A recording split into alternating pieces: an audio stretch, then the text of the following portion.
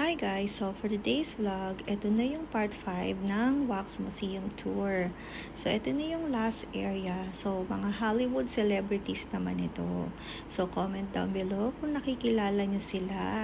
And after netong area, meron silang parang photo booth.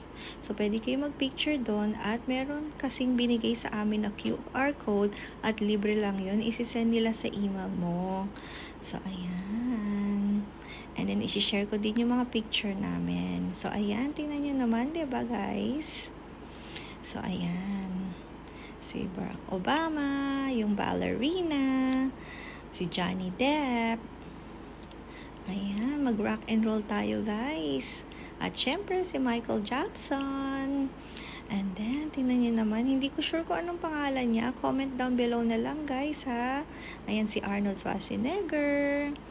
Ayan. O, diba? Ang popogi ng mga kasama ko.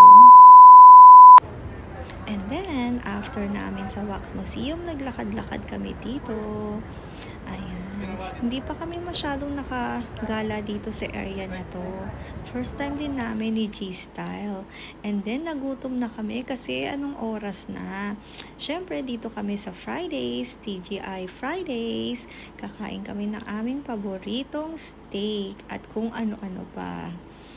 Ayan, dumating na yung in-order kong sangria.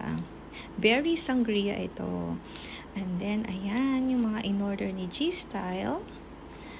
And then, umorder din ako ng onion soup.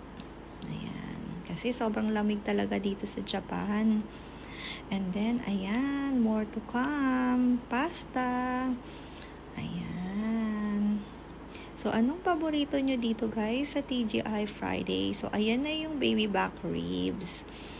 Ayan, kain na tayo guys. And after nan, uwian na. Thank you guys for watching. Bye-bye!